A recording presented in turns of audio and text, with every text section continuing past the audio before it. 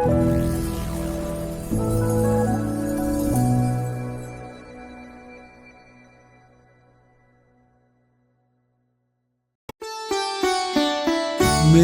कहानी मेरी जुबानी, मेरी कहानी मेरी जुबानी, मेरी कहानी मेरी जुबानी, मेरी कहानी मेरी जुबानी। मेरी कहानी मेरी जुबानी, एक अनोखा रेडियो शो जहां दुनिया भर के प्रतिभाशाली भारतीय खुद सुनाते हैं अपने संघर्ष, अपनी सफलता और अपने सपनों की कहानियां उन्हीं की जुबानी। प्रेरणादायक, दिल को छू जाने वाली असली कहानियां। हर एपिसोड में एक नया हीरो, एक नई कहानी। तो जुड़िए, सुनिए और महसूस कीजिए मेरी कहानी मेरी जुबानी। નમસ્કાર શ્રોતા મિત્રો, સ્વાગત છે આપનું મેરી કહાની મેરી જુબાનીના વધુ એક સંસ્કરણમાં।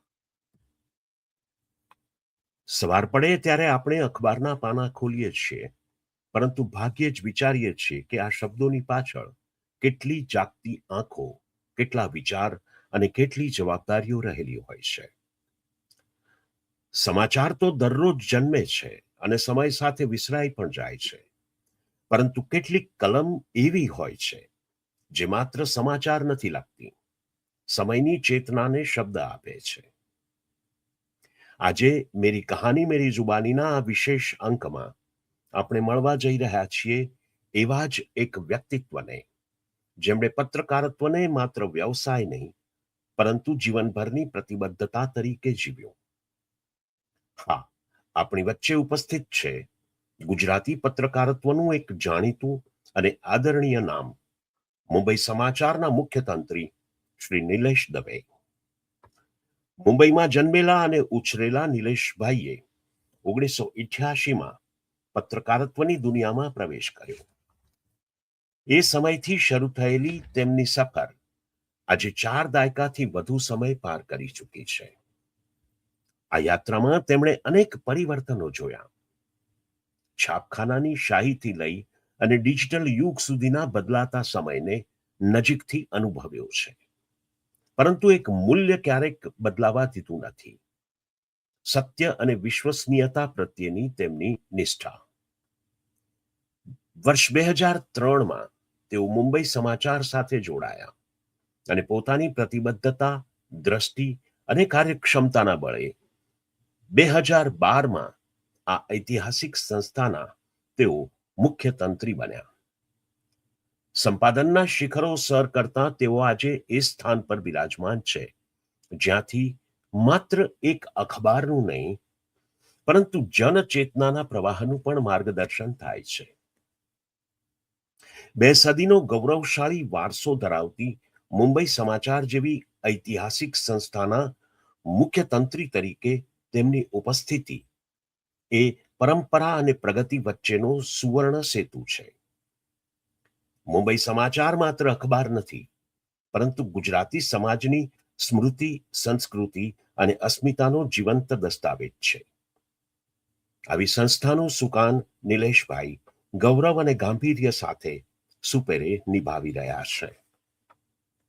તેમની સંપાદકીય દ્રષ્ટિની વિશેષતા એ છે કે તેઓ ઘટના પાછળ રહેલી માનવીય કહાનીને વધુ મહત્વ આપે છે। તેમની કલમમાં તીવ્રતા છે પરંતુ કટુતા નથી, સ્પષ્ટતા છે પરંતુ પૂર્વગ્રહ નથી। તેમની લેખનીમાં સંવેદનાનો સ્પર્શ સતત અનુભવાય છે। પત્રકારત્વની પ્રખરતા, રંગભૂમિ પ્રત્યેની સંવેદના અને ગુજરાતી ભાષા પ્રતિ એમની અપ્રતિમ નિષ્ઠા, આ ત્રણેય મળીને નિલેશ દવેના વ્યક્તિત્વને અનોખું બનાવે છે।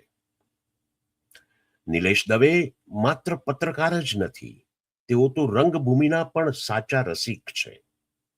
નાટક અને સર્જન સાથેનો તેમનો વર્ષો જૂનો સંબંધ તેમની અંદરના કલાપ્રેમીને જીવંત રાખે છે. કદાચ એ જ કારણ છે કે સમાચારની ગંભીર દુનિયામાં કામ કરતા હોવા છતાં તેમના વ્યક્તિત્વમાં સર્જકની ભીનાશ અને કલાકારની ઉષ્મા અનુભવાય છે. ગુજરાતી ભાષા પ્રત્યેનો તેમનો પ્રેમ પણ એટલો જ નોંધપાત્ર છે.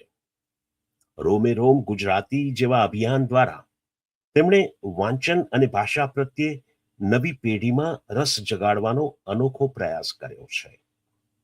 લાખો પુસ્તકો વાચકો સુધી પહોંચાડવાના પ્રયત્ન હોય કે ગુજરાતી ભાષાને નવી ઉર્જા આપવાની ચિંતા, તેમની દરેક પહેલમાં માતૃભાષા પ્રત્યેનો અખંડ વિશ્વાસ સ્પષ્ટ દેખાય છે. નિલેશભાઈનું વ્યક્તિત્વ માત્ર સિદ્ધિઓથી જ નહીં, તેમની માનવીય સંવેદનાથી પણ ઉજળું છે. યુવા સર્જકોને પ્રોત્સાહન આપવું, સમાજના વિવિધ વર્ગોને સાથે લઈને ચાલવું, એ તેમના સ્વભાવની વિશેષ ઓળખ છે. મિત્રો, આજે આપણે સાંભળીશું એક એવી અદ્ભુત વ્યક્તિત્વ ગાથા જેમાં શબ્દ, સંવેદના, સંકલ્પ અને એથી વિશેષ માનવીય મૂલ્યોની અવિચલ સુગંધ છે. ચાલો આવકારીએ પત્રકારત્વના પ્રતિષ્ઠિત પ્રહરી, મુંબઈ સમાચારના મુખ્ય તંત્રી શ્રી નિલેશભાઈ દવેને. નિલેશભાઈ, ખૂબ ખૂબ સ્વાગત છે મારા કાર્યક્રમ મેરી કહાની મેરી જુબાનીના મંચ ઉપર. નમસ્કાર. નમસ્કાર. Thank you. નિલેશભાઈ, મારો શો મેરી કહાની મેરી જુબાની, એનું ટાઇટલ જ બોલકું છે. એ ઇટસેલ્ફ એનો મિનિંગ કહી દે છે. સો આપની કહાની, આપના જીવનની કહાની, આપનું કર્તૃત્વ, એ બધા વિશેની વાતો તમે તમારા શબ્દો અને તમારા સ્વરમાં મારા શ્રોતાઓ સુધી આજે પહોંચાડશો. જરૂર. આપણે પ્રારંભ કરીએ આપની પ્રારંભિક જીવનની વાતોથી. તો આપનો જન્મ ક્યાં થયો, આપનો પરિવાર, આપના પરિવારની પૃષ્ઠભૂમિ અને આપનું શિક્ષણ, પ્રારંભિક શિક્ષા અને કોલેજનું શિક્ષણ. મારો જન્મ મુંબઈના ઘાટકોપર ખાતે 1971 થયો. મારા પિતાજી લગભગ ઇન્ડિપેન્ડન્સ પહેલા જ કચ્છથી મુંબઈ આવી ગયા હતા અને પત્રકાર બન્યો એમાં સૌથી મોટો હાથ મારા પિતાજીનો પણ છે. કેમ કે મારા જન્મના 10 વર્ષ પહેલા 1961 મારા પિતાજીએ જન્મભૂમિમાં નોકરીની શરૂઆત કરી હતી, જન્મભૂમિમાં. અને 61 થી લઈ અને 99 સુધી એમણે એકમાત્ર નોકરી કરી એ જન્મભૂમિમાં છેલ્લે સુધી, ત્યાં જ રિટાયર થયા. એટલે નાનપણથી પત્રકારત્વ ક્ષેત્ર તરફ ઝુકાવ, ઘરનું વાતાવરણ જ એ હતું એ સમયનું. ત્યારે કોઈ બીજું રેડિયો સિવાય એ જમાનામાં કોઈ માધ્યમ નહોતું. જિંદગીના પહેલા 16-17 વર્ષ સુધી અમે ટીવી પણ નહોતું ઘરે. એટલે વાંચવાનું જ એક શોખ કે પરાણે કયો તો પરાણે, પણ વાંચવા સિવાય બીજો સમય પસાર કરવાનું સાધન નહોતું. પિતાજી જન્મભૂમિમાં નોકરી કરતા હતા એટલે જન્મભૂમિ ગ્રુપના તમામ અખબારો અમને કોમ્પ્લિમેન્ટરી કોપી તરીકે જ મળતા. એટલે ગુજરાત ફૂલછાપ, જન્મભૂમિ, પ્રવાસી, કચ્છમિત્ર, એ બધા મને ઘરે એમ જ મળતા. આ સિવાય ઘરે ઘણા, પિતાજી પોતે આ વ્યવસાયમાં હતા એટલે ઘરે એ સમયના તમામ ગુજરાતી અખબારો ઘરે આવતા. મુંબઈ સમાચાર, જોકે એ સમયે 1975-80 ના સમયમાં 80 ની આસપાસ તમને કહું તો એટલા બધા અખબારો હતા નહીં. તો એ ત્યારથી જ મારું ઝુકાવ પત્રકાર તરફ પહેલેથી હતો. માહોલ જ ઘરનો એ રીતનો હતો. એટલે એસએસસી મેં 10th પાસ કર્યું કે તરત જ એની પહેલેથી હું 10th પાસ કર્યું એની પહેલાથી એ સમયે મુંબઈમાં જે 70-80 ના દાયકામાં મુંબઈમાં જેમણે શિક્ષણ લીધું છે એમને ખ્યાલ હશે કે એ સમયે મોટા ભાગની સ્કૂલોમાં 2 પાળી હતી, એક સવારની પાળી ને એક બપોરની પાળી કહેવાતી. એટલે હું સવારમાં ક્યારેક બપોરના 2-3 વર્ષ બપોરમાં, એટલે સિસ્ટમ 1 થી 4 ધોરણ હોય તો એ બપોરના હોય, 5 થી 7 હોય તો સવારના હોય, એવી રીતની બધી પાળીઓ હતી. તો જ્યારે હું સવારના બેચમાં ભણતો, તો 8મા ધોરણ પછી જ મેં જન્મભૂમિમાં પપ્પાને સાથે જવાનું ચાલુ કરી દીધેલું. મારા પિતાજી આખી જિંદગી બપોરના 3 થી રાતના 12 સુધીની જ નોકરી કરી છે. કેમ કે એ સમયે ઇવનિંગ પેપર જે હતા, મોર્નિંગમાં જે પેપર આવતા રાતના 11 વાગ્યા સુધી, 12 વાગ્યા સુધી એમની લાસ્ટ કોપી રહેતી. એટલે પપ્પાની જવાબદારી હતી કે પહેલી કોપી જોયા પછી મશીન કોપી કહેવાય, જે પ્રિન્ટ મીડિયાના માણસો છે એમને ખ્યાલ હોય કે મશીન કોપી એટલે શું છે. પહેલી કોપી નીકળે એ પ્રથમ કોપી જોયા પછી જ લોકો નીકળતા, એ સમયે એવું હતું. મને વચમાં એક વખત એક ઇન્ટરવ્યુ વખતે કોઈએ પૂછ્યું હતું કે તમને શેની સુગંધ બહુ ગમે, એટલે ઘણા એમ કે પેલો વરસાદ પડે તો માટીની સુગંધ કે એવું. મેં એને કીધેલું કે જયારે પહેલી કોપી નીકળે ને એમાં થોડું કેરોસીન ને બધું લાગેલું હોય. હવે તો જો કે બહુ ટેકનોલોજી આવી ગઈ છે, પણ એની એક અલગ જ આજે પણ એ સુગંધ હું ફીલ કરી શકું. રાઈટ. એટલે એ સુગંધ તો શ્વાસમાં વણાઈ ગઈ છે ને. હા, એટલે એ રાતનું જ અમારી એમની ડ્યુટી. એટલે નાનપણથી હું જન્મભૂમિમાં જતો. આપણે જયારે આગળ વાત કરીશું ત્યારે હું તમને કહીશ, પણ એની પહેલા હું એક વસ્તુ કહી દઉં કે અત્યારે મુંબઈમાં કે ગુજરાતમાં બહુ ઓછા પત્રકારો એવા હશે કે જેમને 3H ગુજરાતી જર્નલિઝમને સુવર્ણ યુગમાં 3H ને કારણે જ ગુજરાતી જર્નલિઝમનું સુવર્ણ યુગ ગણાય છે. હરકિશન મહેતા, હસમુખ ગાંધી અને હરીન્દ્ર દવે. રાઈટ. એક અદ્ભુત નવલકથાકાર કવિ, એક તંત્રી કવિ અને નવલકથાકાર, અદ્ભુત પ્લોટના. હરકિશનભાઈની વાર્તાઓ વાંચ્યા વગરનું આ કોઈ એવો બાળક નહીં હોય 70-80 નો જેણે હરકિશનભાઈને ન વાંચ્યા હોય. અને જેને હું ઘણી વખત કહું છું કે જો હસમુખ ગાંધીનું પત્રકાર તરીકે હસમુખ ગાંધીનું તમારે નામ પણ લેવું હોય તો ખુરશી પરથી ઉભા થઈ જવું પડે. એટલે એ 3H સાથે કામ બહુ ઓછા લોકોએ કર્યું હશે. બહુ ભાગ્યશાળી છે કે હું ત્રણેય સાથે હરકિશનભાઈ સાથે કામ નથી કર્યું, પણ પપ્પાના સંબંધને કારણે મળવા જવાનું થતું.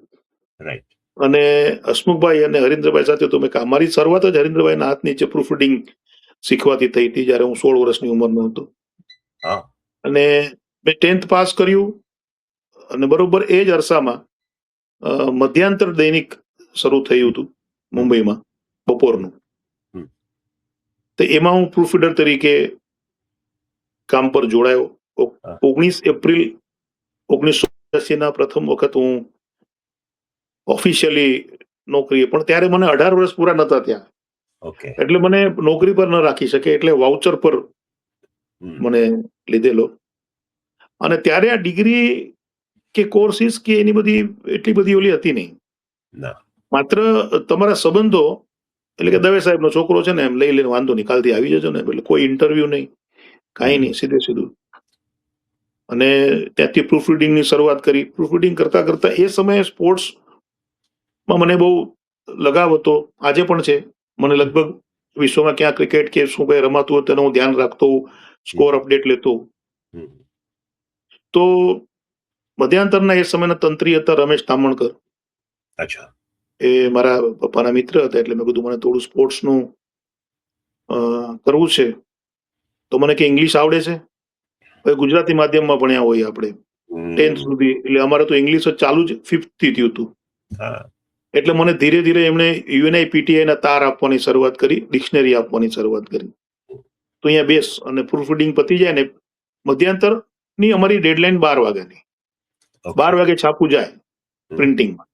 12 પછી થોડાક રિલેક્સ થઈ, સવારના 7 વાગે જોબ પર જઈએ ને અમારે અમે 2 વાગે તો છૂટી જઈએ. 12 થી 2 કલાક હું ટ્રાન્સલેશનનું કામ ત્યાં એમની પરમિશનથી શીખતો. અને એ સમયે સ્પોર્ટ્સ વિભાગ આખો સંભાળતા મધ્યાંતરમાં રવિન્દ્ર મોરપરિયા.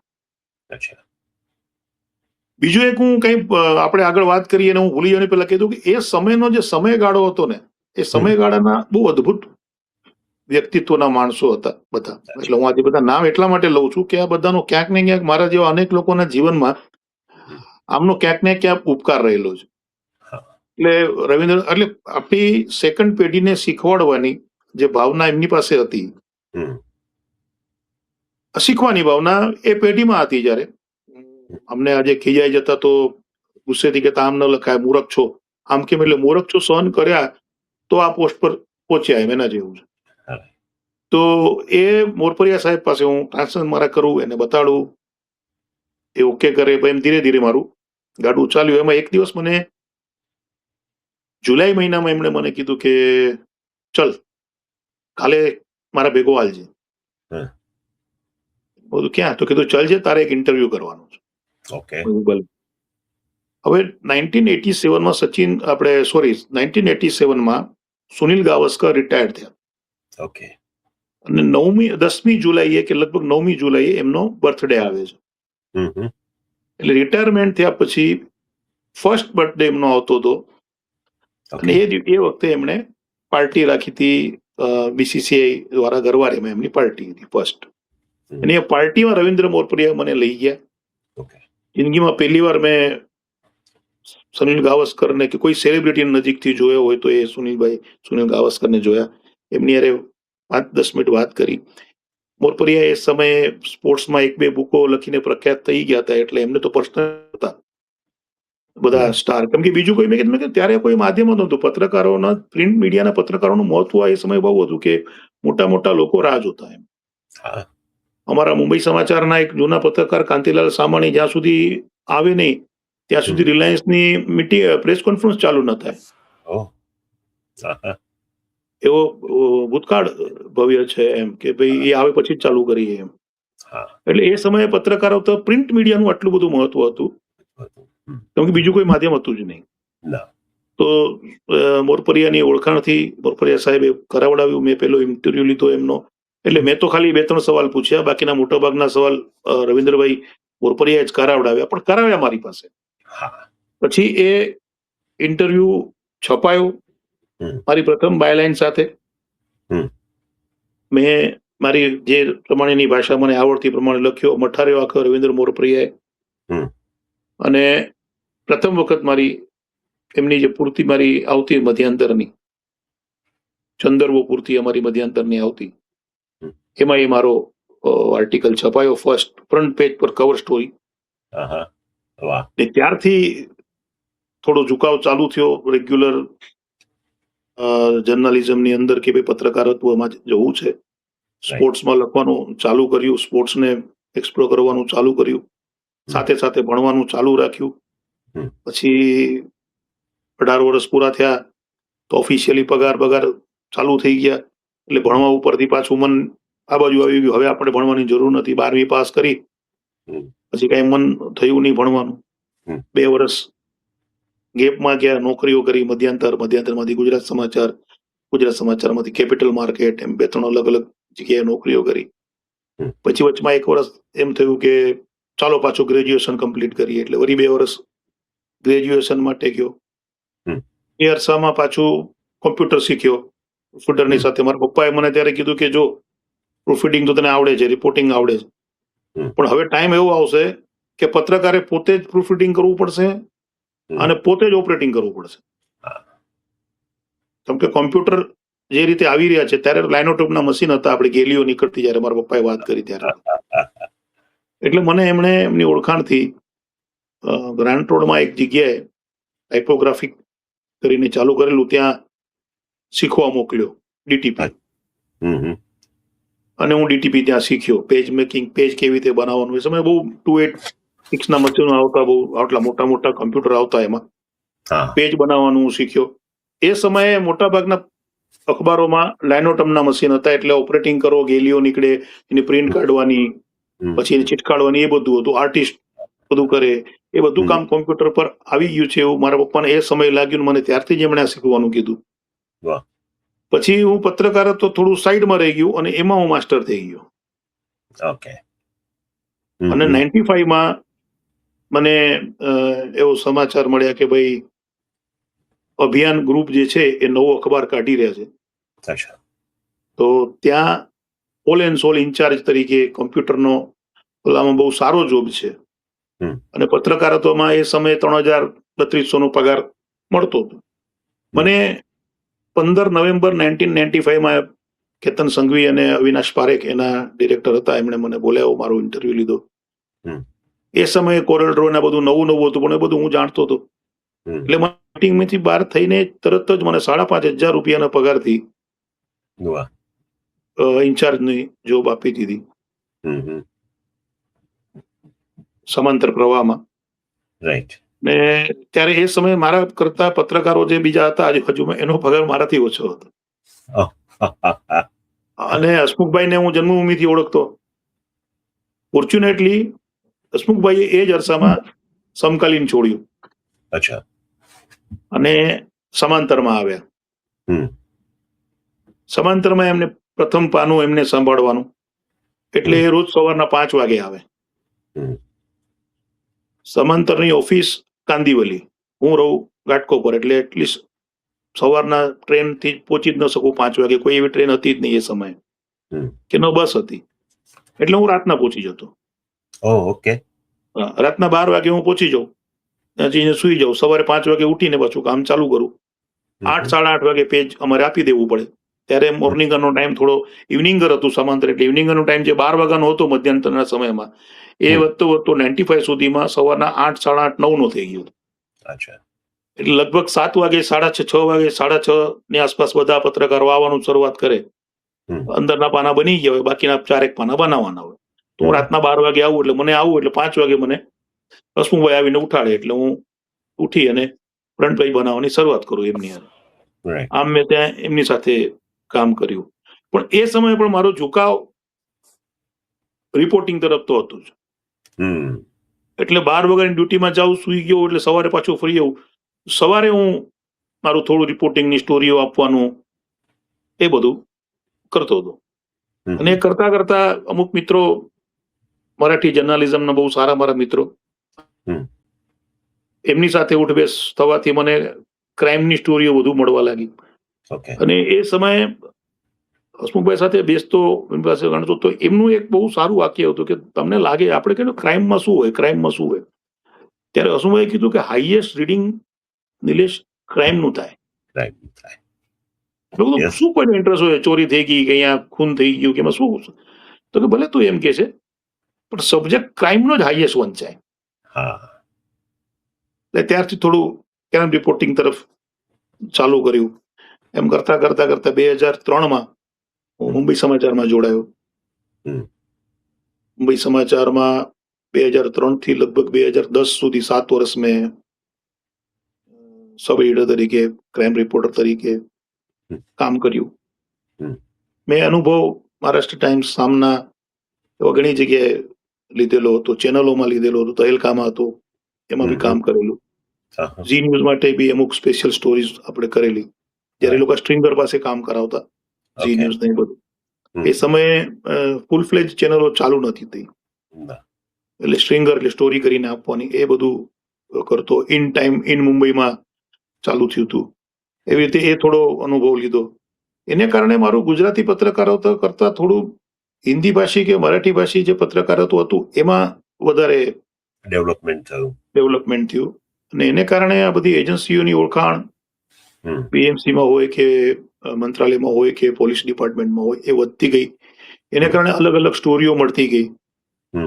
અને એ સ્ટોરીઓ જેમ જેમ જર્નલિઝમ હતો, જેટલી તમે સ્ટોરીઓ કરો, તમે બ્રેકિંગ સ્ટોરીઓ આપો, એ સમયનો હું તમને આ વાત કરું છું, એ લગભગ 2005 6 7 2010 સુધી, પણ 2009 10 સુધી આ માહોલ હતો.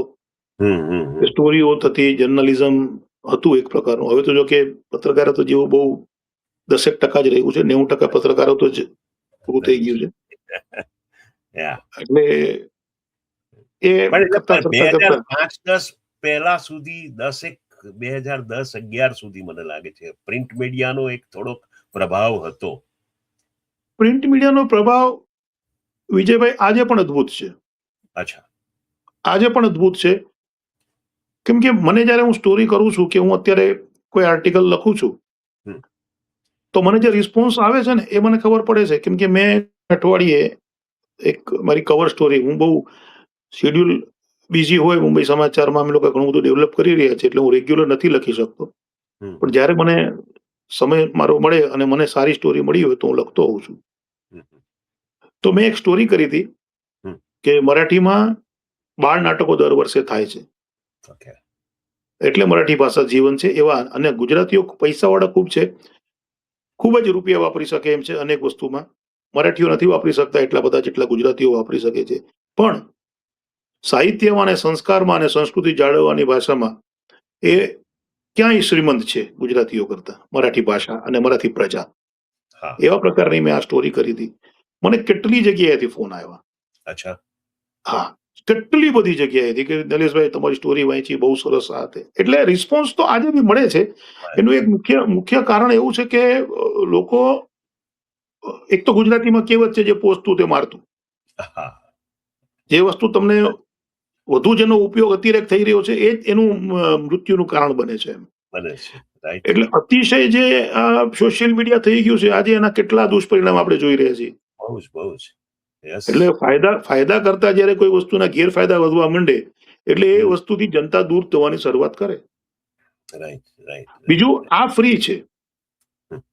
સોશિયલ મીડિયાથી માંડીને બધું મોબાઈલના ઉપયોગ અને મહિને 200-300 રૂપિયાના ડેટા સિવાય તમારે કાંઈ પૈસા ચૂકવવાના નથી, એટલે ફ્રી છે.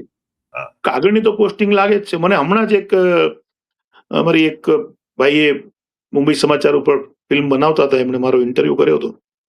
તો મને કે તમને શું લાગે છે કે પ્રિન્ટ મીડિયા ક્યાં સુધી ટકશે? અચ્છા. પછી એમણે મારો જવાબ આગળ લઈ લીધો, કેમ કે મેં એને કીધું પ્રિન્ટ મીડિયા જ્યાં સુધી વિશ્વમાં કાગળ બનવાનું ચાલુ રહેશે ત્યાં સુધી પ્રિન્ટ મીડિયા ટકશે. બહુ સાચી વાત છે. પણ અને એનો બીજો અર્થ એ થાય કે કાગળ એટલે કાગળથી પૈસા બને છે, એટલે કાગળ ક્યારે બંધ થશે જ નહીં બનવાનું. ગમે એને ડિજિટલમાં નહીં કરો પણ કાગળ તો રહેશે જ. એટલે પ્રિન્ટ મીડિયા તમને, આજે હું સવારના ઉઠીને એક ન્યૂઝ જોઉં છું, એઆઈ નો જમાનો છે. એઆઈમાં હું આ લાઈનમાં છું, મારી જવાબદારીપૂર્વક અખબાર અને મારી ચેનલ ચલાવીને લોકો સુધી પહોંચાડવાની છે. હું પણ કન્ફ્યુઝ થઈ જાઉં છું કે આ સમાચાર સાચા છે કે ખોટા. એટલો એઆઈ નો અત્યારે અતિરેક થઈ રહ્યો છે. બહુ જબરદસ્ત છે. પણ એઆઈ ગમે એટલો અતિરેક કરે, એઆઈ મારું મુંબઈ સમાચારના 12 પાના છાપી અને તમારા ઘરે નહીં આપી શકે. એ મારે જ આપવા પડશે. એ મારા એકાદ ન્યૂઝ કોપી કરશે, સોશિયલ મીડિયા પર ચલાવશે, એ કરી શકશે. પણ હું મારું મુંબઈ સમાચાર 10 રૂપિયામાં વેચું છું, તો એઆઈને શું દુનિયાના કોઈ પણ માણસને મારું એઝ ઇટ ઇઝ છાપીને તમારા ઘરે પહોંચવાડવું પોસિબલ નહીં થાય. એટલે આ એઆઈ ના જમાનામાં વિશ્વસનીય અખબાર કે વિશ્વસનીય સમાચાર, વિશ્વસનીય ઇન્ફોર્મેશન ક્યાંથી મેળવવી, આનો સીધો સાદો અને સરળ ઉત્તર છે અખબાર. રાઈટ. પણ અખબારની વાત થાય છે તો મને એક પ્રશ્ન એ થાય છે કે આપણે હમણાં જે મોર્નિંગર ને ઇવનિંગરની વાત કરી, બપોરનું પણ ન્યૂઝપેપર નીકળતા હતા કેટલાક. હવે એ પ્રથા મને લાગે છે ઓલમોસ્ટ બંધ થઈ ગઈ છે. એક જ દિવસમાં એક જ આવૃત્તિ નીકળે છે. નહીં, એટલે પ્રથા નામ છે હજી, પણ આવી જાય સાથે જ. જે ઇવનિંગર છે એ અમારાથી પહેલા છપાઈ ગયા હોય. ઓકે. મૂવીમાં કેટલાક ઇવનિંગરો જે છે એ મારી ડેડલાઇન 12 વાગ્યાની હતી, 11 વાગે છપાઈ ગયું છે રાતના.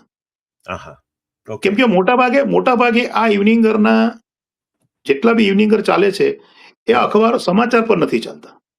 ઓકે.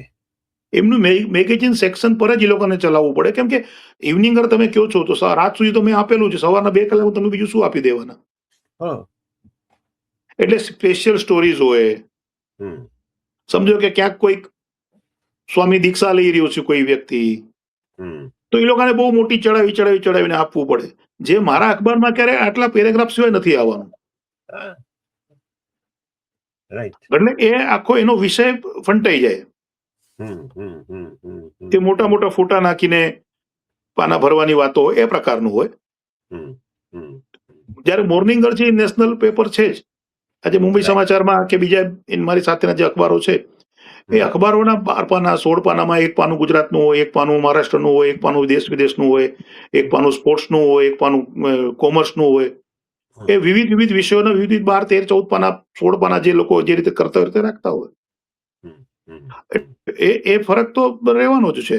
પણ ઇવનિંગ સમજો કે આજે સુરેન્દ્રનગર રાજકોટ જિલ્લામાં શહેરમાં હાઈએસ્ટ અખબારો નીકળે છે. હા. હવે એ ગોસિપ સ્ટોરી હોય કે એસટી સ્ટેન્ડ ઉપર કોઈ કૂતરું મરી ગયું એ સ્ટોરી લઈને લોકોને ચલાવવાનું હોય. કેટલાકના વેસ્ટેડ ઇન્ટરેસ્ટ બી હોય. જર્નલિઝમ બધી જગ્યાએ સાચું અને સારું ન થાય એ જરૂરી નથી. ના. એટલે મુંબઈ સમાચાર કે ઇન્ડિયન એક્સપ્રેસ જેવી અખબારો બહુ ઓછા હોય કે જે નિષ્ઠાપૂર્વક વિશ્વસનીયતા જેની હોય એવા તો હા, અખબાર હા. ઓછા. અને અમારે તો અમારે તો માલિક જ પારસી છે. હા. એટલે પારસીની વિશ્વસનીયતા ઉપર તો કોઈ શંકા જ નથી કોઈને વિશ્વમાં. ના. વિશ્વમાં કોઈ અદ્ભુત કોમ હોય તો એ પારસીઓ છે કે કોઈ પણ વસ્તુ માંગ્યા વગર બધી વસ્તુ આપવાની એમની દાનત હોય છે. તમે વિચાર કરો વિજયભાઈ, હું મુંબઈ સમાચારનો તંત્રી છું એટલે નથી કહેતો, પણ હું એક ભારત દેશનો નાગરિક છું એટલે કહું છું કે 200 વર્ષ કે 205 વર્ષ સુધી કોઈ અખબાર ચાલે અને કોઈ વિવાદમાં ન સપડાય, કોઈ વખત માફી માંગવાનો વારો ના આવે, કોઈ ડિફેમેશન કેસ ન થાય, એ નેક્સ્ટ ટુ ઇમ્પોસિબલ છે. એટલે હું તો 15 વર્ષથી તંત્રી છું. મારી પહેલાના પણ જે તંત્રીઓ હતા એને પણ ઉપરની જે ઇન્સ્ટ્રક્શન છે કે ઉપરથી જે ચાલ્યું આવ્યું છે એ પ્રમાણે જ આ અખબાર ચાલી રહ્યું છે. આજે પણ મારા ત્યાં નિયમ છે કે બંને બાજુનું પૂછ્યા વગર વન સાઇડેડ સ્ટોરી નહીં કરવાની. એક દિવસ ન્યૂઝ મોડા છાપશું, પણ તમે ચોક્કસ કરો પછી છાપજો. બંને વર્ઝન લઈને કરવા, બંને વર્ઝન લઈને કોન્ફિડન્ટ તમે હો તો જ છાપો, નહીતર આપણને એમાં રસ નથી. સ્ટ્રિક્ટ જ છે બધું. અચ્છા, બીજું એક એમનું એક બહુ સારું, એટલે મને મુંબઈ સમાચારને મેં જેટલું આપ્યું એનાથી 100 ગણું મુંબઈ સમાચારે મને આપ્યું છે. કેમ કે એક નામ નથી લેતો, એક વ્યક્તિની સ્ટોરી હતી અને મેં કીધું આપણે આ બહુ મોટું છે ને આપણે લેવી જોઈએ, તો ત્યારે કીધું કે લઈ શકાય, બધું એની અગેન્સ્ટ છે, આપણી પાસે પુરાવા બધું છે, પણ આ કોર્ટમાં સાબિત થશે ને ઓલો જો નિર્દોષ થશે તો. અમારા સાહેબે મને કીધું કે નિર્દોષ હશે તો. એટલે એને બિચારાએ જે નામ બનાવ્યું છે એને બહુ મહેનત કરી છે, બગાડવામાં બહુ આપણને તો 1 સેકન્ડ લાગશે. આવી જવા દો ને પછી જોઈએ. એટલે આટલું બધું એમને કોઈ લાગે વળગે નહીં, કાંઈ પણ નહીં. એટલે ત્યારથી કહે કે તમને કોઈકને બગાડવું, કોઈકનું સારું હોય તો તમે જરૂર સારું લખો. બિલકુલ બિલકુલ બિલકુલ બિલકુલ. એટલે આ મોરલ એથિક્સ છે, જે મોરલ એથિક્સ છે એમના. એટલે એ આપણને અહીંયાથી શીખવા મળ્યું હોય એમ મુંબઈ સમાચારમાં. રાઈટ. તો મને એમ થાય છે કે નિલેશભાઈ, પુસ્તકોનો તમારા જીવનમાં કેટલો ને કેવો ફાળો? પુસ્તકો પહેલા તમે કહ્યું કે શરૂઆતમાં તો વાંચન જ બહુ હતું, તો એવા કયા પુસ્તકો તમારા જીવનમાં? એટલે પુસ્તકોમાં છે ને, જો મેં કોઈ આધ્યાત્મિક પુસ્તકો નથી વાંચ્યા. બરાબર. મારો એ શોખ નથી, મને અમુક ગઝલ શેરો શાયરીના થોડાક પુસ્તકો આપણે વાંચ્યા છે. હાઈએસ્ટ નવલકથાઓ ખૂબ જ વાંચી છે મેં. એમાં બી હરકિશન મહેતા, અશ્વિની ભટ્ટ, કનૈયાલાલ મુનશી, વિઠ્ઠલ પંડ્યા, સારંગ બારોટ, એ બધાની ઘણી બધી નવલકથાઓ આપણે વાંચી છે. પ્લસ નવલકથાઓની સાથે સાથે જ્યારે નાનો હતો ત્યારે મારો હાઈએસ્ટ જે ખર્ચો હતો એ ચંપક, ચંદામામા, ફૂલવાડી, જગમગ, નિરંજન, તમને આજે બી નામ સાથે અમુક તો મેં સાચવી રાખ્યા છે હજી. આ બધા મેગેઝિનો આવતા બાળકોના, એ બધા લેતો, એ બધા વાંચતો. એટલે એ ત્યારે મારો વાંચનનો શોખ એ રીતનો હતો. મને કોઈ એમ કે તમે ફલાણાને વાંચ્યો છે કે ટોલ્સ્ટોયના આને વાંચ્યો છે કે, તો એ બધા વાંચ્યા બહુ, જે પણ બહુ સાદું ને સરળ જે હોય એ ખૂબ જ વાંચન કર્યું છે. પ્લસ અખબાર હું લગભગ પૂરેપૂરા વાંચવાની કોશિશ રાખતો, પૂરા અખબાર વાંચવાની કોશિશ રાખતો. કોમર્સ સિવાય લગભગ બધી વસ્તુ હું વાંચતો. સ્પોર્ટ્સનું આખું પાનું મેં વાંચી જ લીધું હોય, ફિલ્મોનું વાંચતો, નાટકોનું વાંચતો. એ રીતે વાંચનનો શોખ. અને પુસ્તકો કેમ કે અમારી પાસે તો જ્યારે એ દાયકામાં પુસ્તકો સિવાય બીજા ઓપ્શન હતા નહીં. અને બીજું મારું બેકગ્રાઉન્ડ પત્રકારત્વના અને આ પુસ્તક ને વાંચન ને એમાંથી આગળ આવેલું. એટલે આ જ માહોલમાં આજે મારા દીકરાઓને બી 3 2 દીકરા ને 1 દીકરી, ત્રણેયનું વાંચન હાઈએસ્ટ. એ લોકો ગુજરાતી ઓછું વાંચે છે, અંગ્રેજી વધુ વાંચે છે. હા એ તો પણ વાંચન છે. અને મેં તમે કીધું કે તમે જયારે વાંચતા હશો ત્યાં સુધી તમે વાંચશો ત્યાં સુધી તમને વિચારો આવતા જ રહેશે. ખાલી મગજમાં કઈ વિચાર આવતા નથી. ના. હું એમ કહું કે મારો આ વિચાર મૌલિક છે એ પોસિબલ નથી. મેં ક્યાંકથી ક્યાંક વહેંચ્યું છે, એને કારણે મને પ્રેરણા થઈ છે અને હું લખી રહ્યો છું. એટલે વાંચન મહત્વનું છે. હા, છેલ્લા 5-7 વર્ષમાં મારું વાંચન માત્ર અખબારો પૂરતું સીમિત રહી ગયું છે. અને જે મારે ત્યાં નવલકથાઓ આવતી હોય એ મારે પરાણે વાંચવી જ પડે, કેમ કે મારે વાંચ્યા પછી જ આગળ કરવાની હોય. એટલે મારું વાંચન બહુ ઓછું થઈ ગયું છે. પ્લસ જે રીતનું કામ આજની તારીખમાં મારું છે કે ભાઈ અમે યુટ્યુબ ચેનલ મુંબઈ સમાચારની ચાલુ છે, વેબસાઇટ ચાલુ કરી, એક મરાઠી યુટ્યુબ ચેનલ ચાલુ કરી, આવનાર 15-20 દિવસમાં ઇંગ્લિશ યુટ્યુબ ચેનલ ચાલુ કરીએ છીએ. તો એ બધાની જે ઘડી ઘડી જોવું પડે 2 કલાકે 3 કલાકે, એને કારણે વાંચન એવું નથી કે તમે 15 મિનિટ વાંચ્યું મૂકો પછી પાછું, તો તમારી લિંક તૂટી જાય. વાંચવા માટે તમારે 1, 2, 3, અઢી કલાકનો પૂરતો સમય હોય તો જ તમે વાંચી શકો. આજે બી મારે રાતના 12:30 1 વાગ્યા સુધી લગભગ રોજ જાગવું જ પડે, કેમ કે મારી ડેડલાઇન 1 વાગ્યાની છે. 1 વાગ્યા પછી ઓફિસમાં ફોન થઈ જાય કે ભાઈ આજે કઈ એવું છે નહીં, જવા દેજો, એટલે પ્રિન્ટિંગ થાય ચાલુ. એટલે એ જે પેલા મારી પાસે ફ્રીડમ હતું, જર્નલિસ્ટ રિપોર્ટર હતો એટલે હું 7:30, 8, 9 વાગે સ્ટોરી આપીને ફ્રી થઈ જતો. એ નથી. તમે ક્રાઇમ રિપોર્ટર તરીકે તમે બહુ કામ કર્યું, તમારી વાત ઉપરથી જે સમજાયું તે. તો એવી કોઈ જબરદસ્ત ક્રાઇમ સ્ટોરી તમે કરી હોય એવું કોઈ ખરું? ઘણી બધી સ્ટોરીઓ કરી છે મેં. ઘણી બધી મુંબઈ સમાચારમાં બી ઘણી બધી કરી છે ને બીજે બી ઘણી બધી કરી છે. જેમાં અત્યારે આ વેબ સિરીઝ જે આવી મટકા કિંગ વાળી, તો એનો જે કલ્યાણ શેઠનો જે દીકરો હતો વિનોદ ભગત, એનું એક્સિડન્ટ થયેલું પનવેલ પાસે, અને એ સમયે હું બહારગામ હતો, મુંબઈમાં નહોતો. પણ મેં બહારથી ફોન પર સ્ટોરી લખાવી અને મુંબઈ સમાચારમાં જ એ સ્ટોરી આવેલી કે ભગતની હત્યા. બધામાં હતું કે એક્સિડન્ટ થયું અને મેં લખેલું ભગતની હત્યા. કેમ કે એના 2 મહિના પહેલા મારીને એની લગભગ મુલાકાતો થતી હતી ને એને મને મુંબઈના એ સમયમાં 79 પોલીસ ચોકીમાં એને કમ્પ્લેન્ટ આપેલી કે મારી વાઈફ મને મારી નાખશે. અને એ સ્ટોરી બ્રેક થઈ. એના પછી લગભગ બધી ચેનલ વાળા 4-5 દિવસ પછી બધા પકડાયા અને બધી ચેનલ પર હું એઝ એ સ્પેશિયલ ગેસ્ટ બેઠો. કેમ કે પેલું અમે લખેલું કે હત્યા છે.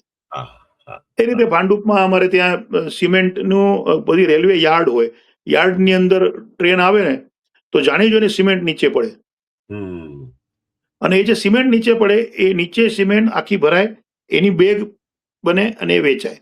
હવે આ વેચાય એ ત્યાં સુધીનો કોઈ વાંધો નહોતો. આ વેચાતી એનાથી એક સ્કૂલ જે બનેલી એનો એક માળ પડી ગયો. ફોર્ચ્યુનેટલી એ સમયે આ વેકેશન હતું એટલે કોઈ જાનહાનિ ન થઈ. અને એ જે સ્કૂલનો માળ પડી ગયો એ વખતે હું ઘાટકોપર ને ભાંડુપ નજીક, મને ઓફિસમાંથી કીધું કે આજે જરા જોઈ લેજો. તો હું ત્યાં ગયો, નવલા સાથે વાત કરી. ત્યાંના એક માણસે મને કીધું કે ભાઈ એકચ્યુઅલી આમાં છે ને સિમેન્ટની મિસ્ટેક છે. અને ત્યારથી મેં સિમેન્ટ ક્યાંથી એવી કાઢતા ઇન્વેસ્ટિગેટ કરતા રેલવે યાર્ડમાંથી આ સિમેન્ટો આવતી હતી. અને પછી એના દૂરથી ફોટા કેમેરામેનને લઈ ગયો, છંતાઈને એના ફોટા લીધા, આખી સ્ટ્રીપ બનાવી અને મુંબઈ સમાચારમાં અંદર લાસ્ટ પેજ પર આખી સ્ટ્રીપ લીધી. એ રીતે અબુ સાલેમ જયારે અહીંયા એને લઈ ગયા હતા તો એને અંડરગાર્મેન્ટ્સ અબુ સાલેમને જેલમાં મળતા, તો ઇમ્પોર્ટેડ એ સમયે 1000 રૂપિયાના અંડરગાર્મેન્ટ એને કોઈ દેતું હતું. હવે એ થેલી ઓપન રહી ગઈ હતી. તો એ સ્ટોરી, એટલે આવું તો ઘણી બધી સ્ટોરીઓ. 2008 વખતે હું 4 દિવસ સુધી ઘરે જ નતો આવ્યો, ત્યાં જ હતો. મુંબઈ પર જે હુમલો થયો હતો ત્યારે ત્યાં જ હતો. તો એ બધું તો, અને એ હું એકલો હતો એવું નથી, એ સમયે બધા હતા. એ બધા એમાં એવું છે કે આવા જ ટાઈમે તમારે તમારું કર્તવ્ય દેખાડવાનું હોય છે. તમને જયારે વર્લ્ડ કપ 4 વર્ષે એક જ વાર આવે એટલે વર્લ્ડ કપ ની સેન્ચુરી જ યાદ રહીએ. તમે આમ ગમે એટલી સેન્ચુરી મારી હોય, વર્લ્ડ કપ ફાઇનલ આજે બી આપણને ઝિમ્બાબ્વે સામે 175 કપિલ દેવના યાદ જ રહીએ. કોઈ પણ વસ્તુ એ ભૂલાતા જ નથી એમ. એટલે આવા મોકા જયારે આવતા હોય ત્યારે જો તમે ન કરી શકો તમારી ફિલ્ડમાં. તો નિલેશભાઈ, પત્રકારત્વ અને કળા, તમે નાટકો ને એમાં પણ ખૂબ સક્રિય રહ્યા અને નાટકો કર્યા, તમારું પોતાનું પ્રોડક્શન હાઉસ છે મને લાગે હાજી છે. હા, હાજી અને એના નેજા હેઠળ તમે 40 નાટકો કર્યા એવું જી મને તમારા વિશે વાંચતા સમજાયું. તો જી એ કેવી રીતે પેરેલલ ચાલ્યું, પત્રકારત્વ અને કળા? મને પહેલેથી નાટક હું જોતો, પહેલે કોલેજના કાળમાં, સ્કૂલના કાળમાં નાટકો ઘણા કર્યા. મેં પોતે બનાવડાવ્યા, હું પોતે બનાવડાવતો નાટક, એક્ટિંગ પણ પોતે કરતો. એટલે મારો રસનો વિષય હતો. બીજું, મુંબઈ સમાચારમાં તંત્રી બન્યા પછી થોડુંક મારું ભાષા તરફ ઝુકાવ વધવા માંડ્યો. એની પહેલા હતો જ ગુજરાતી માટેનો. એની પહેલા ગુજરાતી તરફનો ઝુકાવ એટલા માટે હતો કે મારું ઇંગ્લિશ બહુ ફ્લુઅન્ટ નહોતું. ઓકે. એટલે મનમાં એક ગ્રંથિ હોય ને, હા, લઘુતા ગ્રંથિથી પીડાતા વ્યક્તિ જેવી ગ્રંથિ હોય, એટલે હું ઇંગ્લિશની સામે નહીં, ગુજરાતી. પણ ખરેખર જ્યારે મુંબઈ સમાચારમાં જોડાયો, તંત્રી બન્યો પછી મને લાગ્યું કે ખરેખર જો આ ભાષામાં તે આપણે કામ નહીં કરીએ તો માત્ર ભાષા નહીં જાય, સમગ્ર સંસ્કૃતિ ચાલી જશે. ગુજરાતીપણું ખોવાઈ જશે. ગુજરાતીપણું જ ખોવાઈ જશે. અને જો ગુજરાતીપણું ખોવાઈ જશે તો આપણાથી બદનસીબ બીજું કોઈ નહીં. દુનિયામાં સૌથી મીઠા માણસો ગુજરાતી હોય. બહુ સાચી વાત છે. આપણે ક્યાંય કોઈ ઝઘડો થાય કે કઈ કંટ્રોવર્સીમાં થાય, એ બધામાં ગુજરાતીઓ બહુ જ ઓછા હોય, બહુ જ રેર કેસમાં હોય. એટલે આટલી બધી સુંદર સંસ્કૃતિ ધરાવતી આ પ્રજા ભૂસાઈ જાય જો એની ભાષાની આપણે દરકાર કરીએ. અને આમે બી બીજા માતૃભાષા એ આપણી જવાબદારી છે. મારી ગુજરાતી છે એટલે નથી કહેતો, ભારતની તમામ માતૃભાષાઓનો હું તો રિસ્પેક્ટ કરું છું. એટલે ત્યારથી મને એવું લાગ્યું કે ભાષાને જીવાડવું હોય તો સૌથી મોટું સાધન, ઘણા જણા કે પુસ્તકો નહીં, ભાષાને જીવાડવાનું સૌથી મોટો પ્રાણવાયુ છે ગુજરાતી નાટકો. કેમ કે જેને ગુજરાતી લખતા વાંચતા નથી આવડતું એ બોલી શકે છે, સમજી શકે. અચ્છા, ઓછું સમજવા વાળો એ બેઠો હશે તો નાટકના હાવભાવ, કે નાટક જ એક એવું માધ્યમ છે જ્યાં તમારે હાવભાવ સાથે બતાવવું પડે કે જો ચંદ્ર તો ઉપર આંગળી દેખાડવી પડે. ફિલ્મમાં તમારે નથી હોતું એવું. એટલે નાટક પરનો જે એક્ટર કલાકાર ઉભો છે એ તમને નાટક પર કઈ પણ બતાવી શકે. તો એની જે ડિરેક્શન તમે શું, જો ઓલું બાજુ ઓલું છે તો એ તમે તરત ગુજરાતી આછું પાક જો આવડતું હોય તો પણ તમે સમજી શકો. મારું સ્કૂલનું મરાઠી બહુ ખરાબ હતું. અચ્છા. મરાઠીની એક્ઝામમાં હું માંડ પાસ થતો, એમ માંડ. પણ વિજયભાઈ, મરાઠી નાટકો અને મરાઠી નાટકો કરતા મરાઠી ફિલ્મો એ ટાઈમે મેં ખૂબ જ જોઈ છે. મને ફિલ્મો જોવાનો એક તો બહુ શોખ હતો. બીજું, મરાઠી ફિલ્મો કર મુક્ત રહેતી, એટલે 1 રૂપિયાની ટિકિટ મળતી અમને, 50 પૈસાની ટિકિટ મળતી અમને. એટલે એટલી બધી મરાઠી ફિલ્મો, હિન્દી કરતા વધુ મરાઠી ફિલ્મો જોઈ છે. તો મરાઠી ફિલ્મો જોઈને, મરાઠી નાટકો જોઈને મને મરાઠી આવડી ગયું. આજે હું બહુ સારું મરાઠી બોલી શકું છું. હવે તો લખી શકું છું, બોલી શકું છું, વાંચી શકું છું. એટલે નાટક એવું સાધન છે કે જે તમને તમારી ભાષાની નજીક લઈ જવા. પછી તમે ત્યાં જાઓ પછી પુસ્તક ને અખબાર ને બધાનો પોતપોતાનો રોલ આવે, પણ ભાષાનું બ્રેડ એન્ડ બટર તમે સમજતા હો તો મારા હિસાબે એ નાટક જ છે. એટલે મેં શરૂ કર્યું આ નાટક ગુજરાતી બનાવવાનું, નાટક માટે નવા પ્રેક્ષકો ઉભા કરવાનું. રોમ ગુજરાતી અભિયાનની અંદર અમે લોકોને, આજે ઘણા અખબારો પોતાનું છાપું વેચતા એવી સ્કીમો કાઢે કે વર્ષનો લવાજમ ભરો તો અમે તમને ફલાની ઘીનો ડબ્બો આપશું, કે ભાઈ મરચાની ભૂકી આપશું, કે XYZ જે બધી ઓફરો આવતી હોય. મેં એમાં ઊંધો વિચાર કર્યો.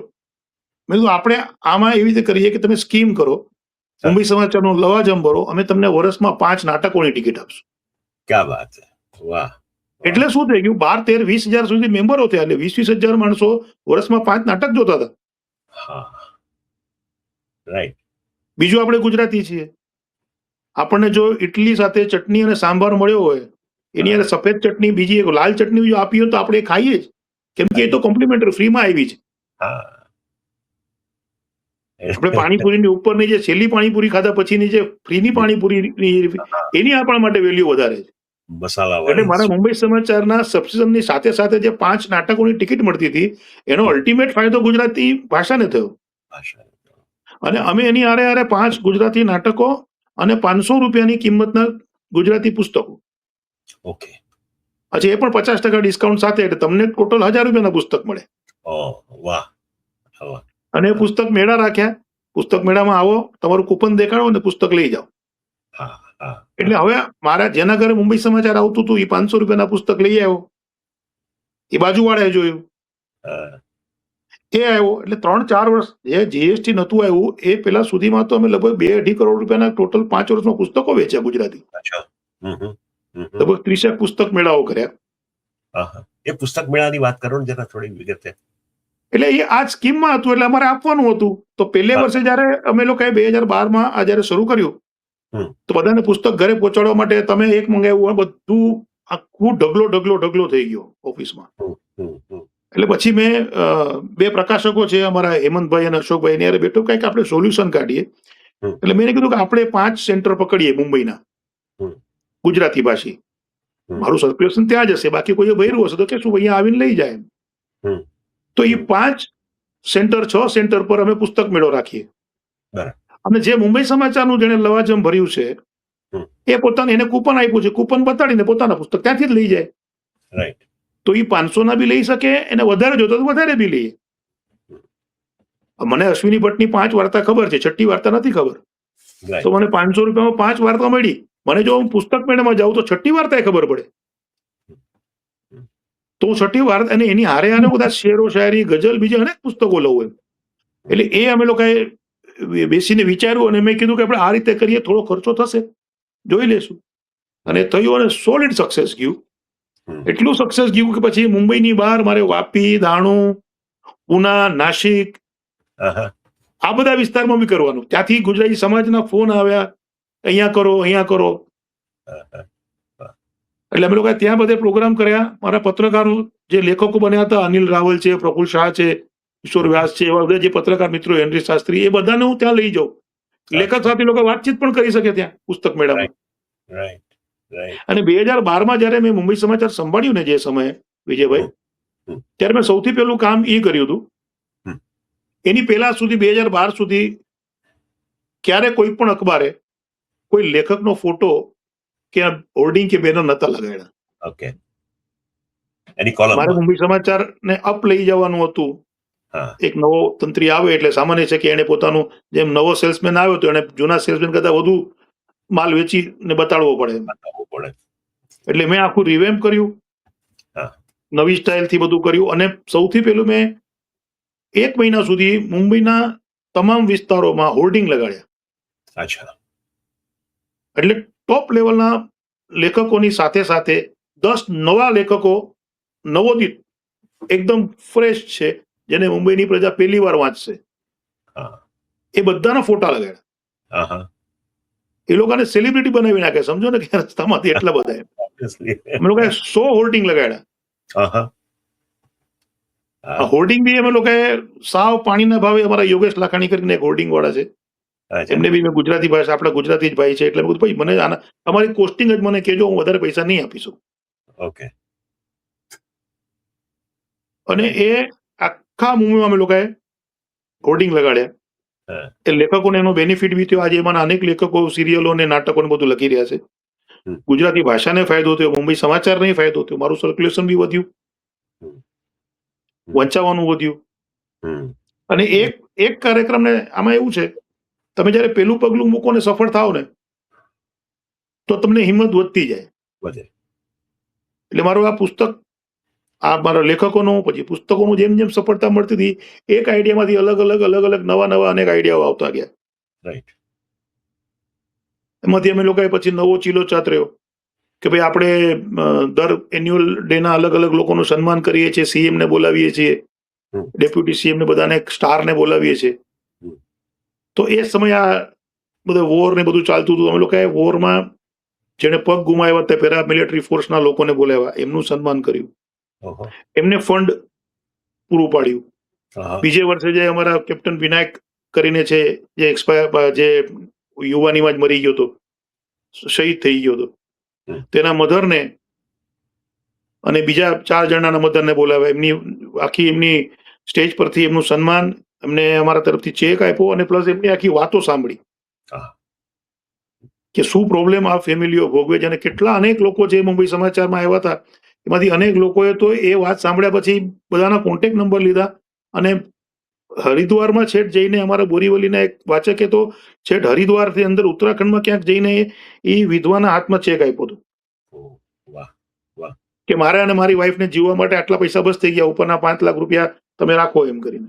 હમ, તો પછી એક એક સ્ટોરીમાં અમે લોકો મુંબઈના જેટલા ટ્રાફિક હવાલદારો છે, જેટલા ટ્રાફિક સેન્ટરો છે કે જ્યાં વધુ ને વધુ ટ્રાફિક થઈ રહ્યો છે, એ ટ્રાફિક સેન્ટરો પર જે હવાલદારો ઉભા રહેતા હતા એનું સન્માન નક્કી કર્યું.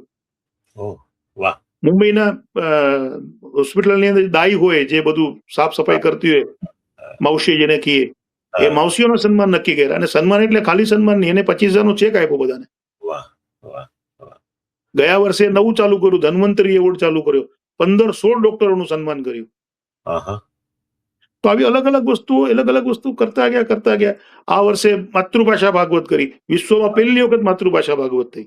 હા, હા, 151 સાહિત્યકારો ગુજરાતી વિવિધ ભાષાના, મહારાષ્ટ્રના નહીં, બંગાળના, મરાઠીના, બંગાળીના, પંજાબીના, તમિલના, એ બધી ભાષાના ઉચ્ચ કોટીના 5-5, 7-7 કરીને 151 સાહિત્યકારોનું જીવન કવન લગાડ્યું. એમને પ્રતિકાત્મક પોથીઓ રાખી અને 7 દિવસનો માતૃભાષા યજ્ઞ કર્યો. આહા. તો આવી બધી અલગ અલગ એક વિચાર થાય તો પછી વિચારમાંથી બીજી 5 વિચારોને સ્ફૂર્ણા મળતી હોય. જેમ ખરાબ વિચાર કરો તો ખરાબમાંથી 10 ખરાબ વિચાર આવે, એમ એક સારા વિચારમાંથી સારા વિચારની ઉત્પત્તિ થાય. રાઈટ. અને ડગલે ને પગલે ટીમ મળતી ગઈ. આમાં તમારી સાથે ઇન્ટરવ્યુ ભલે હું એકલો આપતો હોઉં, પણ આ સફળતા પાછળનું યોગદાન ઘણું છે. મારા વિચારને જે મેં એક વિચાર મૂક્યો એને સ્વીકાર્યો. મારા સાહેબે સૌથી પહેલા કામા સાહેબે સૌથી મોટો સપોર્ટ તો મને અમારા કામા સાહેબનો છે. ઓબ્વિયસલી. કેમ કે આ બધામાં પૈસા લાગે. હું સ્પોન્સર લાવું એ તો પછી થાય, સ્પોન્સર ન પણ આવે, પણ છતાં એક પારસી થઈને આ બધું કામ કરવાની મને પરમિશન આપવાનું કામ તો એને જ કેમ મને કે કર વાંધો નહીં. એટલે સૌથી પહેલો ઉપકાર મારે કોઈનો માનવાનો આવે તો કામા સાહેબનો, મારા ઓરમસી કામાનો માનવાનો આવે મારે. કેમ કે એમના વગર તો આ પોસિબલ જ નથી. રાઈટ.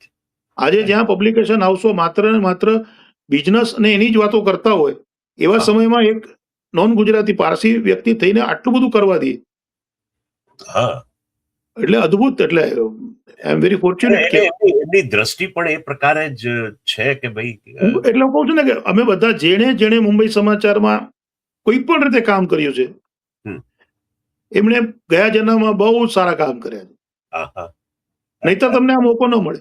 આટલા સુંદર માણસો સાથે કામ કરનારો મોકો ઇમ્પોસિબલ છે.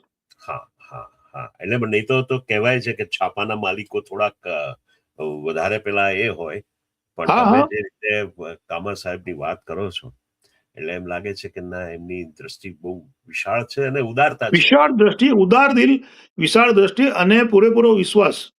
મને એમણે એક વખત એમણે એટલું બધું, મેં તમને કીધું ને કે એમની પાસેથી મેં જેટલું મુંબઈ સમાચાર માટે જો 1 રૂપિયાનું કામ કર્યું, મને 100 રૂપિયાનું કામ તો ત્યાંથી મળ્યું છે. સાહેબ તંત્રી બન્યા પછીનો જે એક તો હું ક્રાઇમ રિપોર્ટર, એટલે ક્રાઇમ રિપોર્ટર તરીકે બહુ વધારે રિસ્પેક્ટ, ક્રાઇમ રિપોર્ટરને નોટિસ મળે, રિસ્પેક્ટ બહુ ઓછો હોય. બહુ સાચી વાત છે. એમાં હું તંત્રી બન્યો એટલે થોડુંક મગજમાં આવેલું ત્યારે તંત્રી થઈ ગયો. હવે મને જયારે તંત્રી થયા પછી મારા સાહેબ મને ફોન કરે, ઉપરથી બોલાવે, નિલેશ તું ફ્રી છે, પ્લીઝ 2 મિનિટ આવશે. ઓકે. હવે એ માણસ બેલ વગાડે, દુનિયા માટે હું બોલે તંત્રી હું, એમના માટે તો હું એમ્પ્લોયી છું, ઓફિશિયલી મારું લેટર છે, પગાર પર છું, રાઈટ, બરોબર.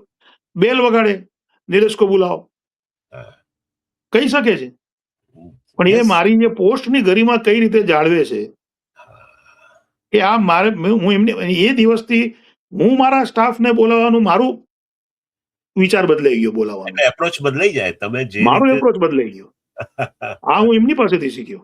Yes, absolutely. કે જે વ્યક્તિની આટલી બધી આઈએનએસ હોય, પીટી, બધામાં બધી ટોપ પોસ્ટ પર બેસેલા વ્યક્તિ છે, આટલું મોટું નામ, તેમ છતાં એક નહીં, મારી કેબિનમાં આવ્યા હોય તો હું ઉભો થઈને કોઈક સાહેબ અહીંયા બેસું કે નહીં, એ તારી ખુરશી છે. એટલે ઘણું બધું એમની પાસેથી મને શીખવા મળ્યું છે. નિલેશભાઈ, હવે થોડીક નાટકોની વાત કરો. તમારા જે પ્રોડક્શન્સ થયા, જે તમે કર્યા, તે પ્રોડક્શન્સની વાત કરો, તમારા ટેલિવિઝનની સિરિયલની જે વાત છે તે, સાવજ મને લાગે છે તમે સિરિયલ નિર્માણ કર્યું. એટલે તમે બેઝિકલી પ્રોડ્યુસર તરીકે કામ કર્યું કે રાઇટર, ડાયરેક્ટર, કયા તમે રોલ નહીં, માં હતા? મેં સાવજ સિરિયલ તો આઉટ એન્ડ આઉટ પ્રોડ્યુસર તરીકે જ કરી. એમાં ક્રિએટિવનો મારો કોઈ રોલ હતો નહીં. ઓકે. જે દેસાઈ ડાયમંડ વેબ સિરીઝ કરી એમાં થોડું ક્રિએટિવિટી આપણે કરતા હતા, પણ આ બધી સાવજ છે કે આમાં ક્રિએટિવનો તમારો જે પાર્ટ નથી હોતો. તમે ચેનલ સાથે સંકળાઈ જાઓ હા, એટલે પછી એટલે તમારા હાથમાં તમારે જે આપવું છે એ નથી આપી શકાતું. એ લોકો કે એ જ આપવાનું. એટલે ક્રિએટિવિટી જેવું ચેનલમાં હોતું નથી. નાટકમાં એટલા માટે ક્રિએટિવ હોય છે, હું જ પ્રોડ્યુસર છું, મારે જ મારું નુકસાન સહન કરવાનું છે. રાઈટ. નાટકમાં હું કહી શકું મને આ જોઈએ છે, હું ઘણી વાર કહું બી છું કે મને આને આ મને નથી લાગતું બરોબર, અને આ રીતે કરો, આ રીતે થાય, આ રીતે થાય. પણ અગેન પાછું કેવું છે કે જેની સાથે હું કામ કરું છું, ફિરોજ ભગતને હું ન કહી શકું કે આ ના કરો. હા. પ્રવીણ સોલંકીને મારાથી ન કહેવાય કે પ્રવીણભાઈ આ બરોબર નથી લખ્યું. મારે બીજે આઈડિયાથી કેવું પડે કે હવે, કેમ કે દિગ્ગજ 205 નાટક લખેલા વ્યક્તિ છે કે ફિરોજ ભગત એના નામ પર નાટકો વેચાય છે.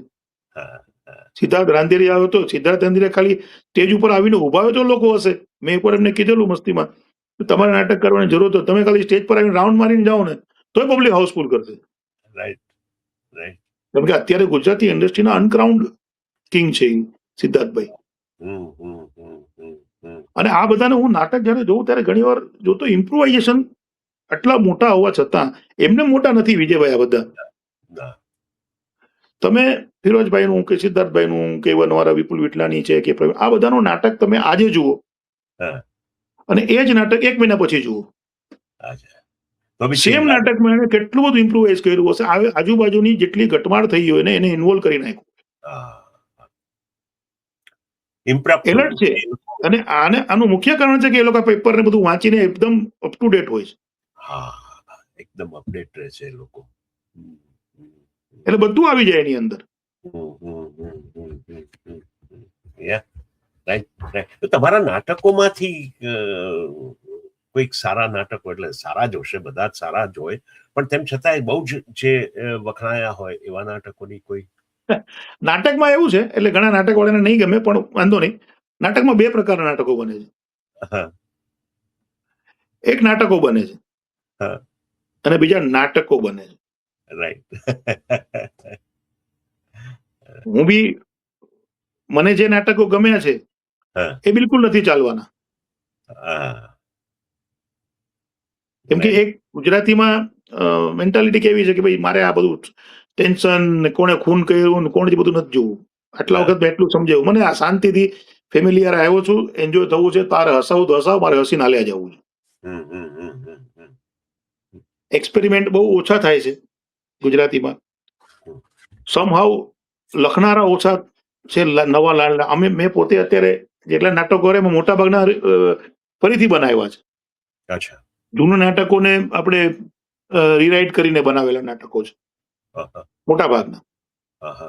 એમાં કાંતિભાઈ મડિયાનું અને પ્રવીણ સોલંકીએ લખેલું છે, મને બહુ ગમતું નાટક કોઈ ભીતે દિયા ઉતારો, એ ફરીથી બનાવ્યું છે. એટલે એવા ઘણા નાટકો છે કે જે અમે ફરીથી બનાવ્યા, નવી કાસ્ટ સાથે, ફ્રેશ બ્લડ સાથે. પણ નાટકોમાં મરાઠીમાં જે થઈ રહ્યું છે એવું ગુજરાતીમાં જે એક્સપેરિમેન્ટ મરાઠી વાળા કરી શકે છે એ ગુજરાતીમાં નથી થઈ રહ્યું, અને ગુજરાતી પ્રજા એના માટે તૈયાર પણ નથી. એટલે એનું કારણ શું? એટલે મરાઠીમાં ક્રિએટિવ લોકો વધારે છે કે એનો દર્શક કે એ વધારે જાગૃત છે? નહીં, જાગૃત કરતા પણ છે ને, સબ્જેક્ટને સ્વીકારવાની ભાવના છે ત્યાં. ભૂખ છે એમનામાં. ભૂખ છે એમનામાં, સાહિત્યની ભૂખ છે. મેં એક તમને સિમ્પલ એક્ઝામ્પલ આપું. એક જ પુસ્તક મેળામાં એક જ સ્ટોલ પર 2 મરાઠી જશે ને, બંને પુલો દેશપાંડેની વાર્તા લેશે કે પુલો દેશપાંડેની પુસ્તક ઉપાડશે, સેમ પુસ્તક બંને અલગ અલગ લઈને જશે. 200 રૂપિયાનું પુસ્તક હશે તો બંને અલગ અલગ લઈ જશે. એ જ રીતે 2 ગુજરાતી જશે, કનૈયાલાલ મુનશીનું પુસ્તક ઉપાડશે, બંને બાજુ હશે, એટલે ઓલાને કહેશે, અરે પરેશ, મેં કનૈયાલાલનું લઈ લીધું છે, તું અશ્વિની ભટ્ટનું લઈ લે ને, પછી આપણે એક્સચેન્જ કરી લેશું. આ ફરક છે. આજે પણ મરાઠી પુસ્તકોના ઉદઘાટનમાં તમે જાઓ, મરાઠી પુસ્તકનું વિમોચન હોય એમાં 400-500 માણસોની પબ્લિક હોય છે, અને ગુજરાતી પર સ્ટેજ પર જેટલા હોય એનાથી ઓછા નીચે હોય છે. સ્ટેજ ઉપર જો 22-25 જણા હોય તો નીચે, એટલે જોજો તમે મોટાભાગના ગુજરાતી કાર્યક્રમો, જે આવા પુસ્તક વિમોચનના કાર્યક્રમોમાં, બહુ ઓછા કાર્યક્રમોમાં તમને સ્ટેજનો ફોટો, સ્ટેજ સિવાયનો ફોટો આપ્યો હશે, બાકી સ્ટેજનો જ ફોટો, ઓડિયન્સનો ફોટો ઓડિયન્સનો ફોટો આપણે નથી નાખી શકતા. નથી લેતા. ઓડિયન્સનો ફોટો નાખો તો ખબર પડી જાય કે કોઈ હતું નહીં. Yeah, એટલે એ માઇનસ પોઈન્ટ ગણો તો માઇનસ, પણ એ એની આપણી મેન્ટાલિટી જ આ થઈ ગઈ છે. હા, હા, એટલે ક્રિએટિવિટી નથી એવું બિલકુલ નથી કહેતો, ના. અદ્ભુત ક્રિએટિવિટી છે હમ, ગુજરાતીઓમાં, પણ અદ્ભુત લેખકો છે હા, હા. આપણે જે, પણ શું છે, અનફોર્ચ્યુનેટલી હવે એ જ રિપીટ થઈ રહ્યા છે. છેલ્લા 25 વર્ષમાં ખૂબ જ ચાલ્યું હોય એવા ગુજરાતી ગીતો ગાયબ થઈ રહ્યા છે. ગીતો જે આપણા લખાતા, આપણે એક સમયમાં ઓઢણી ઉડું તો ઉડી ઉડી જાય, કે આજે બી લોકોને યાદ છે એવું, તારી આંખનો ઓપેણીથી માંડીને કેટલા બધા ગુજરાતી ગીતો, રમતિયાળ ગીતોથી માંડીને, એ થોડુંક દૂર થઈ રહ્યું છે. જો કે એ તો હિન્દીમાં બી ઓછું થઈ રહ્યું છે, બધે થઈ રહ્યું, એટલે ગુજરાતીની વાત નથી, પણ ગુજરાતીમાં થોડું વધારે ઓછું થઈ રહ્યું છે. એટલે ટ્રેન્ડ જ્યારે મરાઠીમાં નથી, મરાઠીમાં આજે ચાલે છે, બંગાળીમાં ચાલે છે, મરાઠીમાં ચાલે છે. એટલે હવે એ તો સંશોધનનો વિષય છે કે ભાઈ શું છે એવું કે જેને કારણે આપણે પાછળ છીએ. એટલે મૂળે આમ તો કહેવાય છે કે ગુજરાતીઓ વેપારી પ્રજા છે, એટલે અને આમે ભાષા તરફનો જોક એમનો ઓછો છે, એ તો બહુ પ્રુવન ફેક્ટ છે. એમાં બે બાજુ છે વિજયભાઈ. ભાષા તરફનો જોક ઓછો હોવા છતાં ગુજરાતીએ તમામ ભાષાને સ્વીકારી લીધી છે. આજે અનેક ગુજરાતી ભાષાની અંદર અનેક મરાઠી શબ્દોને આપણે સ્વીકારવાની ભાવના જેટલી ગુજરાતી પ્રજામાં છે ને એટલી બીજી કોઈ પ્રજામાં નથી. પણ આ જ પ્રજા એ નથી સ્વીકારી શકતી કે સાહિત્ય અને સંસ્કૃતિને અને સમાજને ટકાવવું હશે તો ભાષા ટકાવી શકશે.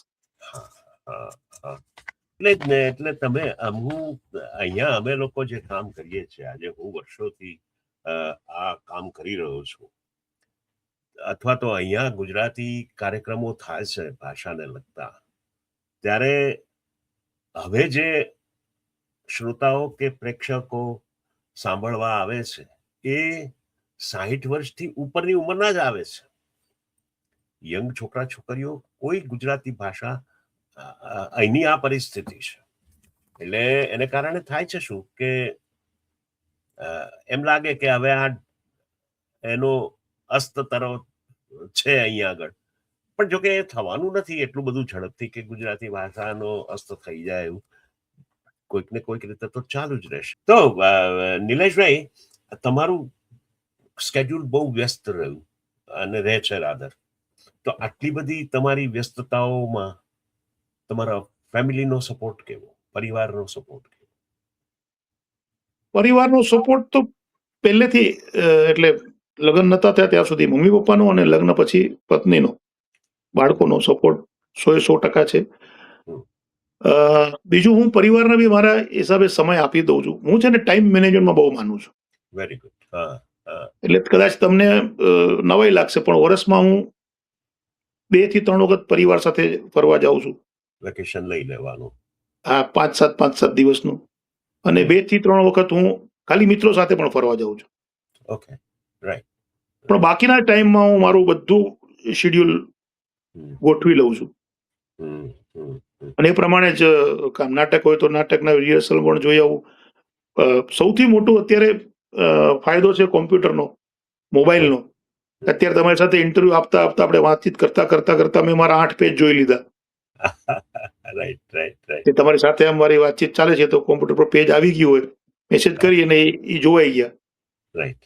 એટલે આનો જે ફાયદો છે એ અત્યારે આ છે કે મને ઓફિસ, આ ટેકનોલોજીને કારણે ઓફિસ મારે રેગ્યુલર પ્રેઝન્ટ ન હોવું તો પણ બધું જોઈ શકું છું. મારા મોબાઈલ પર જ આખું આવી જાય છે.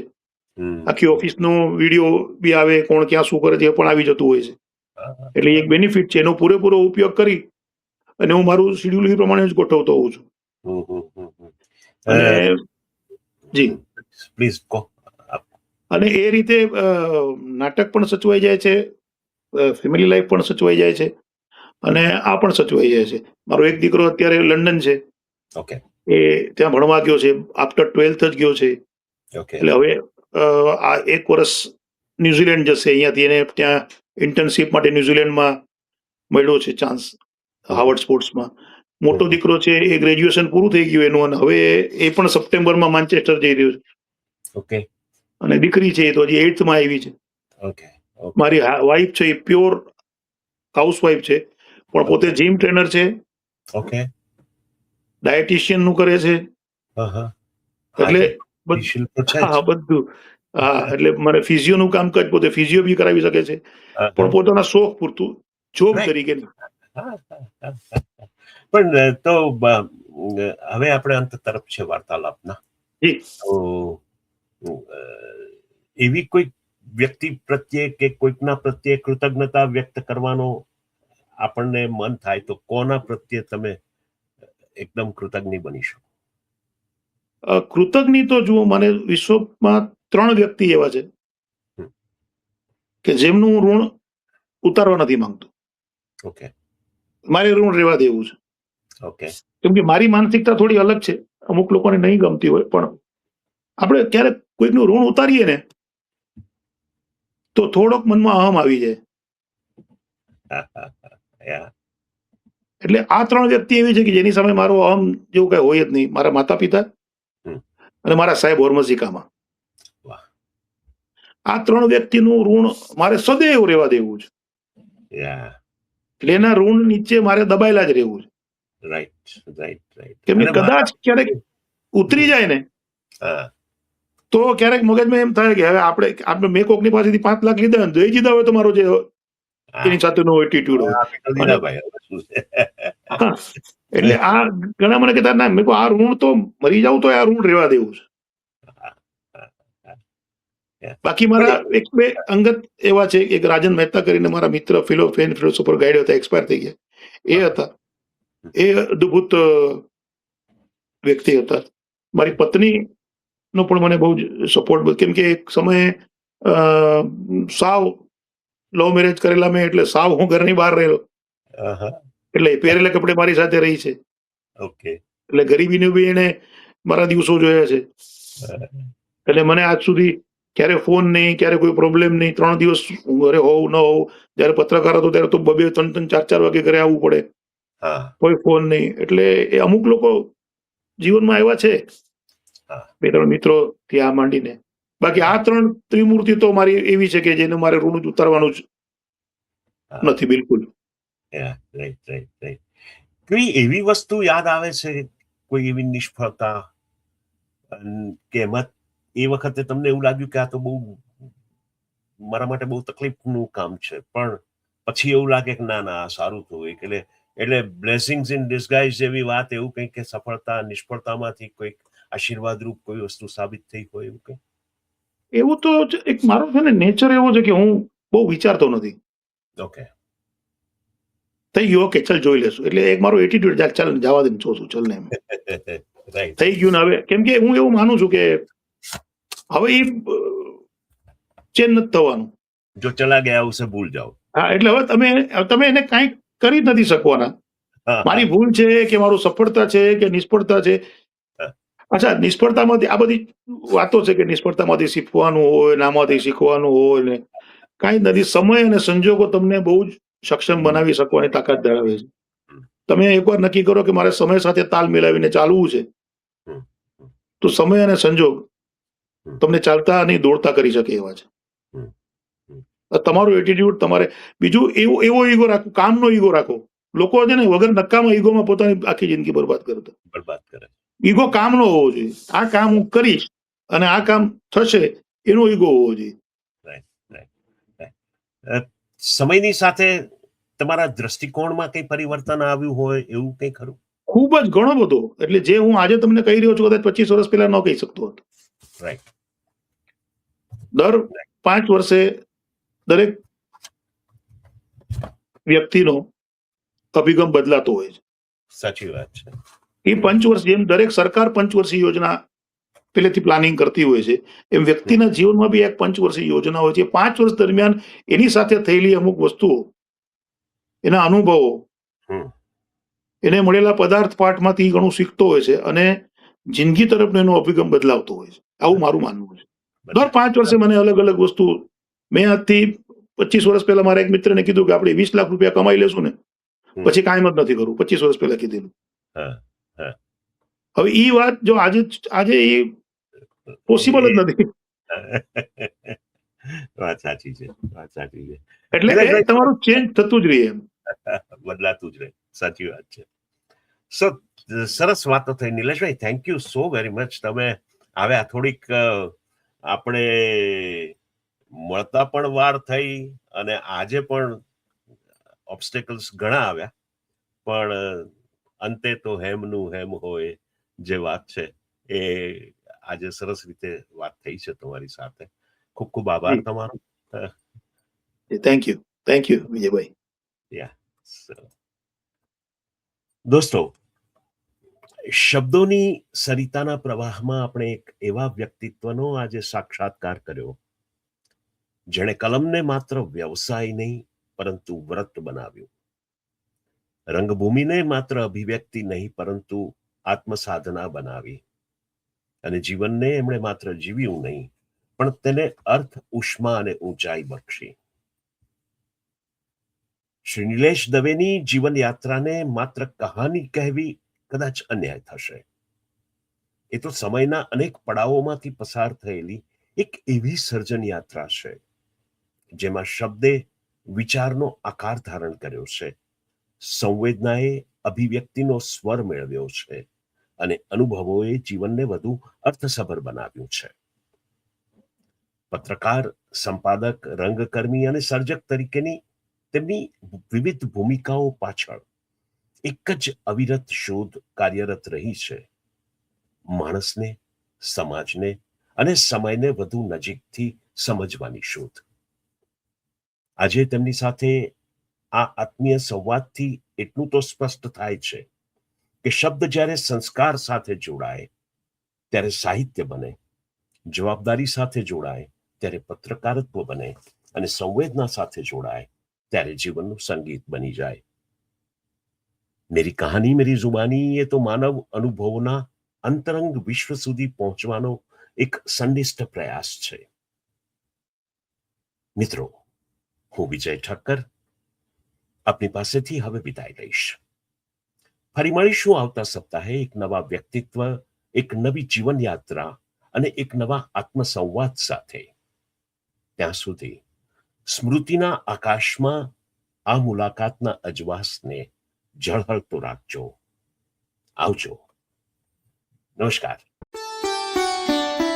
मेरी कहानी मेरी जुबानी, मेरी कहानी मेरी जुबानी, मेरी कहानी मेरी जुबानी, मेरी कहानी मेरी जुबानी.